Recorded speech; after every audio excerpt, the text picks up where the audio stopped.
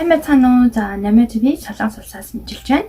За, өнөөдөр та бүхэнтэйгээ зөмөрөө Солонгост одоо дунд сургуультай ахлах дунд сургууль сурах боломжтой юм уу? За, мөн Солонгост байдаг Монгол дунд сургуулийн талаар мэдээлэл өгье гэж бодлоо.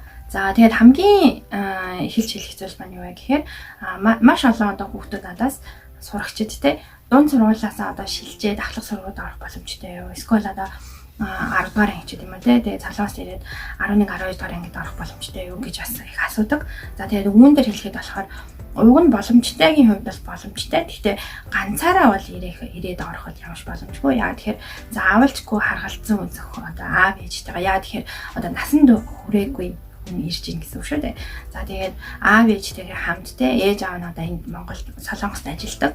Аль нэг нь гэрээг ирж байд юм уу те аль нэг нь одоо оюутан юуны доктор магистр сурдаг ч юм уу ингээд хүүхдүүд нь бол бүгдээрээ Монгол хүмүүсийн хүүхдүүд бол Солонгос сургууль сурдаг. Ингээд тухайн одоо Монголоос тий тухайн ангиасаа одоо жишээ 7 дугаар анги нөө 8 дугаар анги нөө тий гэх юм бол сургууль дээр одоо Солонгос дүүргийнхаа одоо Солонгостаас яг адилхан хаягаар одоо ерөнхийдөө дунд сургууль, бага сургууль, ахлах сургууль гэдэг юм ороод явдаг. Тэгээд Монголоос нэг өөр тогтолцоо юу вэ гэхээр бүгднгийн одоо өөр сургууль ерөнхийдөө сурдаг гэх юм уу. Бага сургуультай нэг өөр сургууль Чудакю гэдэг нэг Чудакю сурж байгаад тэгээд бага сургуулаа төгсөнгөд одоо гэрэн нүүч гэж юм уу те. Тэгэх юм бол дахиад өөр гэрийнхаа ойр хавцаа дахиад Жунгакю гэж ордог. За тэгээд Жунгакю буюу дунд сургуулаа төгсчөөд дахиад одоо ахлах анги Кудакю ч юм уу те арай өөр сургуулиар ордог ч юм уу. Ерөнхийдөө айгүй их тэгээд шилжиж сурдаг. За тэгээд гадаад хүмүүс болохоор шилжиж болтгоо. За тэгээд тухайн одоо юу гэдгийг Солонгос хэлний төвшин.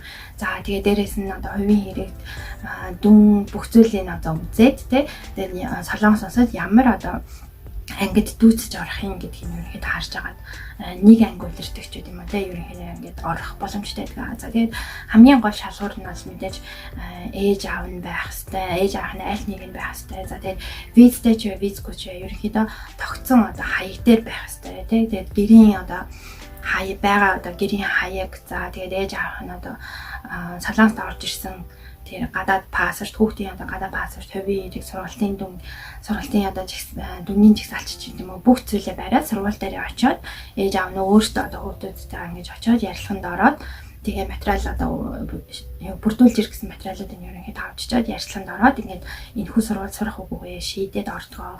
За тэгээ Солонгостой бас яг адилхан улсын сургууль, хувийн сургууль гэж байдаг. Ерөнхийдөө яг Монголтой адилхан гэсэн. Улсын сургуульд нь бол мэдээж бол юу төлбөр бол байхгүй.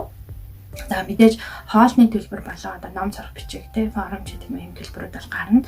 За хувийн сургуулиуд гэхээр бас яг Монголтой адилхан ерөнхийдөө маш өндөр төлбөртэй хувийн сургуулиуд байдаг. Одоо American School гэл те Америкийн одоо шууд сургуулиуд бол маш их байдаг. За тэгээд Солонгос инженер ч гэсэн тийм одоо бүх хичээл нь англи хэлээр, бүх хичээл нь гадаад хэлээр ордог тийм дунд сургууль, ахлах сургуулиас оруулах, сүүлийн үед оруулах маш их тийм юутайлсан байгаа. Сонирхолтойсэн байгаа. Та нар одоо Penthouse те Sky Castle ч гэдэг юм уу Солонгосын драма дээр гардаг штэ.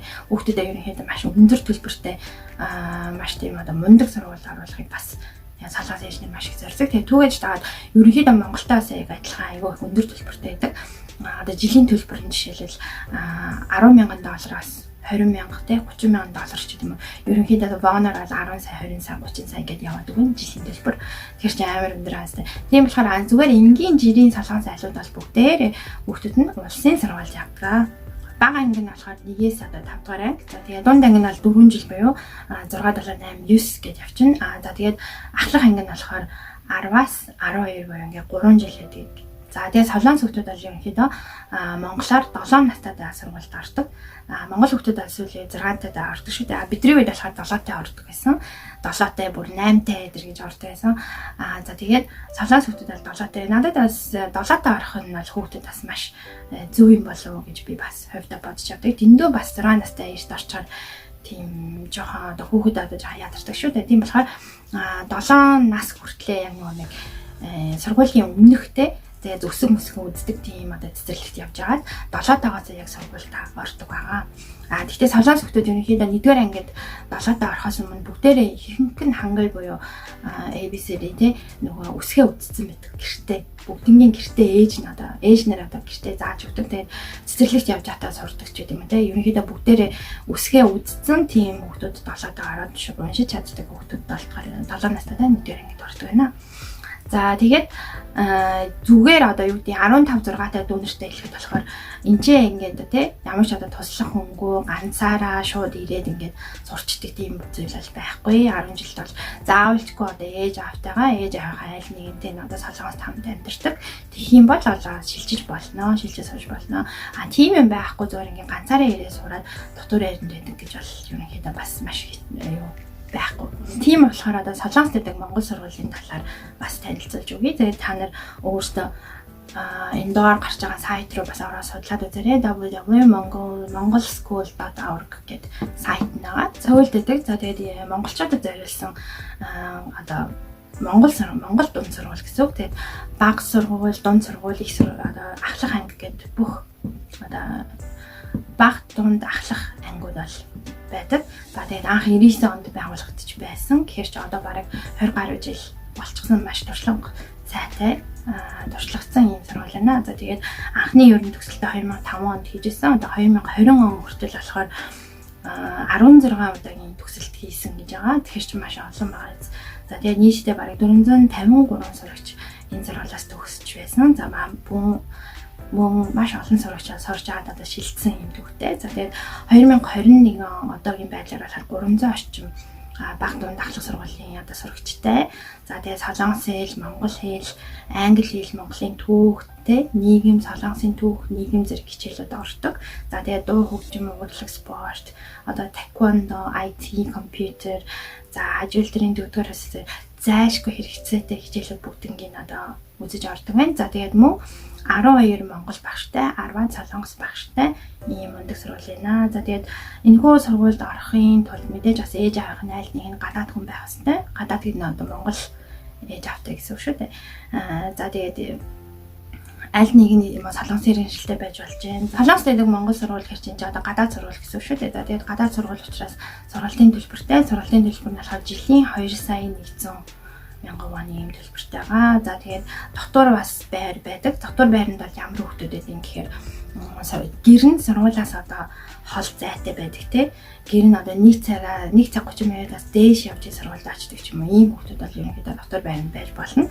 За тэгээд дотор байрны зардал нь болохоор улирал 500,000 вон байдаг гэнэ. За тэгээд улирал 500 гэж чинь жилд ер нь сая вон гэсэн үг шүү дээ.